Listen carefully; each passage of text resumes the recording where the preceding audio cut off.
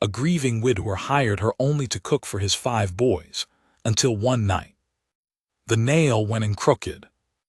I'd been staring at the same fence post for maybe 20 minutes, hammer hanging from my hand, not thinking about the fence. This was in September, 2 years after we put Ellen in the ground, and I'd gotten into this habit of starting a thing and then just stopping, standing there inside my own head while the light moved and the work waited. Emmett was the one who finally said something. He was 12 then, the oldest, and he had his mother's way of coming up beside you quiet, not making a fuss. He said, "Pa, you want me to hold that while you drive it?" I looked at him, at his hands already rough for 12.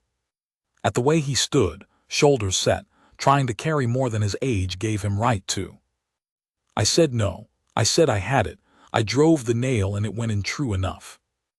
But I knew, riding back that evening with the boys strung out behind me through the tall grass, that something had to change. I was losing ground somewhere that didn't show in a fence line or a ledger. The boys were going to school in clothes that didn't fit right. The meals I put on the table were the kind a man puts on a table when he's running out of ways to pretend he knows what he's doing. Ham and corn bread and beans, beans and corn bread and ham, every combination I could make from those 3 things, and sometimes not even that. Some nights it was bread and butter, and a man's guilt sitting in the chair at the head of the table. I wasn't looking for a wife. I want to be plain about that. Ellen had been gone 2 years, but she hadn't been gone any real length of time in any place that mattered. I was just looking for help. Someone who could put a proper meal on the table and see to it the younger boys were washed and in bed at a reasonable hour, and maybe take some of the accounting off my hands, because I had never been good with numbers and she had been, and that was another place I was losing ground. Tom Greer at the feed store mentioned his wife's cousin. Said she'd come out from Ohio after her husband died in a river crossing, said she was capable and quiet, and didn't have anywhere else particular to go. Said she needed a situation, and I needed help, and sometimes that's all a thing has to be. I told him I'd think on it. I thought on it for 3 days, which was 2 days longer than I needed, and then I rode to the Greer place on a Tuesday afternoon to meet her. She was in the kitchen helping Mara Greer put up the last of the summer tomatoes when I came in. She turned and she had this way of looking at you straight, not bold but not shy either, just direct, like she was deciding something about you and not in a hurry about it. Her name was Clara Marsh. She was maybe 35, a year or 2 either side, and she'd been through enough that it sat in her face in a way that wasn't hard, just honest. You didn't look at her and think here's a woman who's had it easy. You looked at her and thought here's a woman who's still standing anyway. We talked for maybe 20 minutes at Mara's kitchen table. I told her what I needed.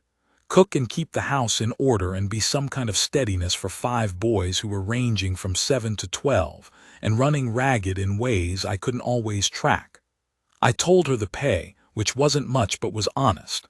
I told her the boys were good but they were boys, and she'd have her hands full. She said, "I'm not afraid of work, Mr. Donahue." I said I didn't figure she was. She asked one question. She asked whether I was a fair man. I said I tried to be. She looked at me another moment in that direct way. Then she said, "All right." That was October. She moved into the small room off the kitchen, the one Ellen had used for sewing.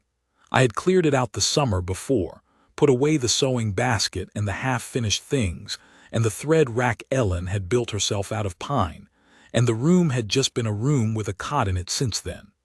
Clara brought 2 bags and a trunk that was mostly books, and that was all she had from her former life. The boys took to her differently, each in his own way. Emmett was careful. He'd been the man of the house in his 12-year-old way for 2 years, and he wasn't ready to give that up without knowing what he was giving it up to. He was polite and he helped when she asked, but he watched her the way you watch weather coming from the west, not afraid of it, just wanting to know what it was. Danny was 10 and wild and didn't care much about anything except horses and whether there was food on the table. He decided in about 3 days that she was good because the food was better, and after that she could do no wrong. The twins, Cal and Roy, were 8, and they made a project of her the way 8-year-old boys make a project of anything new and strange. They followed her around the first week, asking her questions about Ohio and about her husband and about whether she'd ever seen a buffalo, and she answered each question with the same level patience. And by the end of the week, they had claimed her in the uncomplicated way boys claim things they've decided belong to them. Henry was 7, and he was the one I worried about. He'd been the closest to Ellen, young enough that memory was going to blur for him no matter what I did, and he had this way of watching women with a kind of hungry attentiveness that broke something in me every time I saw it. He watched Clara from a distance for 3 weeks, and then one morning I came in for breakfast, and he was sitting at the table next to her while she went over his reading, and she had her hand resting on the back of his chair in that casual way that isn't a big thing and is somehow the biggest thing in the world, and I had to go back outside for a minute before I came in. I didn't know what to do with that. I put it somewhere and left it there. She ran a clean house. She ran it without making a project of it, without noise or complaint, the way capable people do a thing.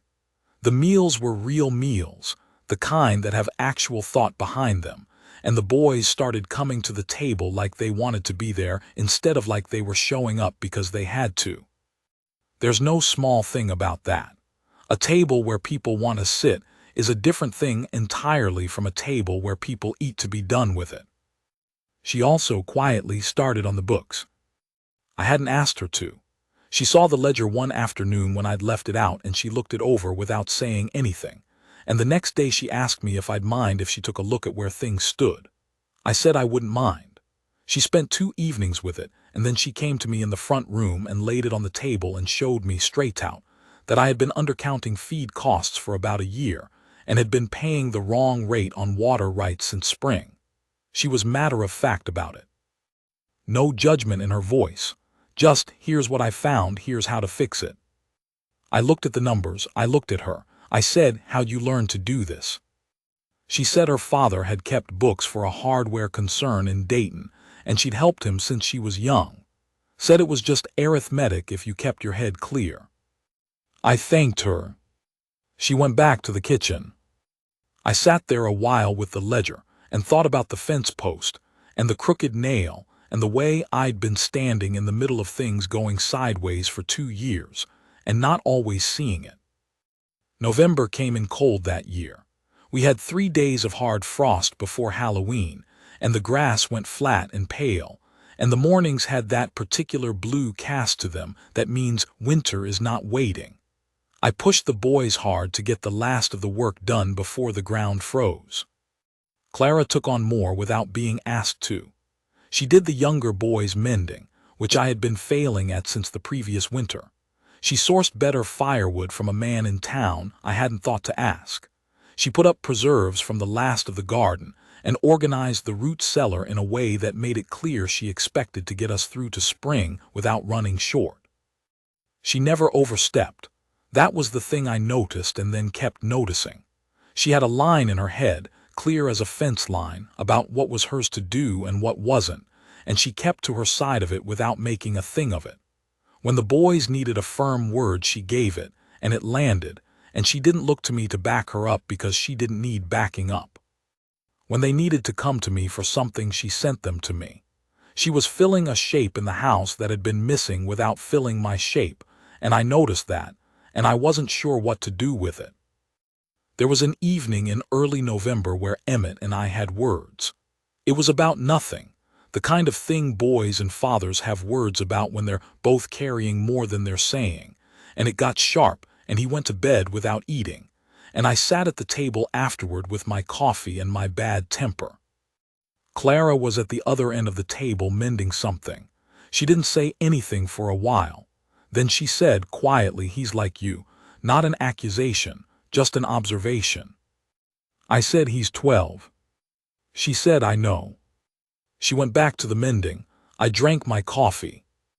After a while I got up and went to the door of Emmett's room and knocked, and we sorted it out the way we usually did, which is to say not much was said, but what had to be said was said. He came out and ate his supper cold and didn't complain about it being cold. I don't know what I would have done with that evening if she hadn't said that one thing. Probably let it sit and gone to bed with it and had a worse morning. Instead, it got handled. I noticed that too. The night that changed things was in December, on a Wednesday. The boys were in bed. It was late, maybe 10 o'clock, and I was in the barn with a mare who had been showing trouble for 2 days and had finally gone into labor around 9. It was cold, the kind of cold that comes up through the floor no matter how much straw you put down, and the lamp was throwing a low orange circle and the mare was working hard. Clara came out about 10:30 with coffee and a blanket she'd heated by the stove. I hadn't sent for her. I don't know what woke her or whether she'd been awake at all. She just appeared at the barn door with her coat over her nightgown and her hair loose, carrying the coffee in one hand and the blanket over her arm. She didn't say anything about coming out. She handed me the coffee and settled in the corner with the blanket and watched. She knew horses, it turned out. Grew up with them, she said when I looked at her. Her people had kept a small farm. She watched the way a person watches who knows what they're seeing. The foal came just past midnight, and it was a hard come, and I had my hands in it, and it was one of those times when everything you know about what you're doing is the only thing you have, and there's no room for anything else, and it came. It came right, and the mare was all right, and the foal was all right, and I sat back on my heels in the straw, and I was shaking a little without meaning to.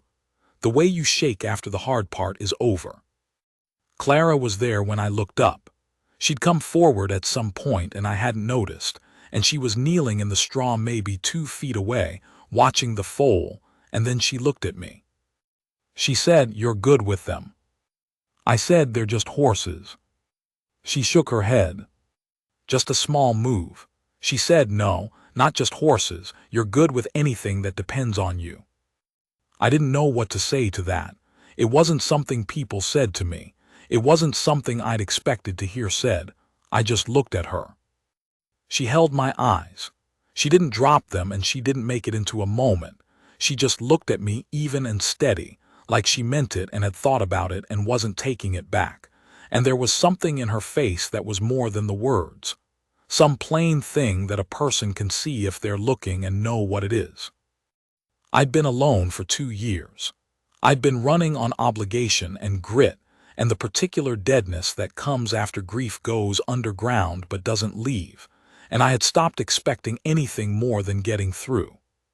A man can stop expecting things and not even know he's done it. She was still looking at me. The foal was moving in the straw. The mare made a low sound. I said, "Clara." She said, "I know, it's all right." She wasn't telling me not to say it. She was telling me she'd already thought it, and she'd already decided, and it was all right. I reached out and took her hand and held it, both of us in the straw with the new foal and the lamp guttering, and we sat like that for a while without anything more needing to be said. Her hand was warm from the coffee she'd brought and the blanket she'd been holding, and she turned it in mine so our fingers were laced, and that was all. That was enough. I didn't say anything about it in the morning, not right away. I helped the boys with their chores and ate the breakfast she'd made, which was eggs and bacon and biscuits that rose the way biscuits are supposed to, and I watched her move around the kitchen in the ordinary way she always moved, and she didn't make it strange. She just let it be what it was. Emmett noticed something. He was 12 and sharp, and he noticed most things, and I caught him looking between the two of us over his eggs with an expression I couldn't read, and then he looked down and ate his breakfast. After the boys were gone to school, I came back in for my second cup of coffee, which was a thing I hadn't done in years, just coming back to the kitchen for no reason except to come back. And Clara was washing up and she glanced back when I came in and then went back to what she was doing, and I stood there for a minute. I said I should say something about last night. She turned around then, leaned back against the counter with her arms folded, not defensive, just easy, and looked at me. She said, "What would you like to say?" I wasn't good at this. I never had been, and 2 years of being alone hadn't improved it. I said, "I think I've been somewhere else for a long time." I said, "I didn't think I was coming back." She said, "I know, I watched it." I said, "It's different now." She looked at me a moment, then she said, "Yes, it is." She didn't make a speech. She didn't tell me what she felt in some long, careful way. She just met me there in the plain middle of it and said, "Yes, it is, the way you say something you've thought about and decided and are not afraid of." I went to her. I put my hands on her face, just held her face, and she put her hands over mine and looked at me with those level eyes, and I felt something go out of me that I had been carrying so long I'd forgotten what my own weight was. She said yes when I asked her, in February, with 3 feet of snow on the ground, and the boys listening from the hallway pretending they weren't.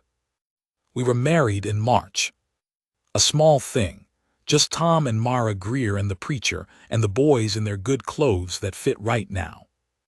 Emmett shook my hand after, 12 years old, serious as a judge. He said, "She's good, Pa." I said, "I know it." He nodded like that settled something that had been open for a while, and then he went and stood next to Henry and put his arm around his brother's shoulder, and Henry leaned into him, and I watched my boys and my wife in the thin March light coming through the window, and I thought about the fence post and the crooked nail. Some things you drive in crooked and leave them crooked because there's no fixing them, and some things, with the right help, go in true. That ranch is still standing. My boys are grown and gone to their own lives and their own troubles. Clara and I have been here 30 years, and the mornings still have that same particular blue, the frost blue, and she still brings coffee when there's hard work, and she still looks at me like she means it. Like she decided a long time ago that this man was worth deciding on, and she's never once thought to take it back. I used to stand at fence posts with a hammer in my hand, not thinking about the fence. I don't do that anymore.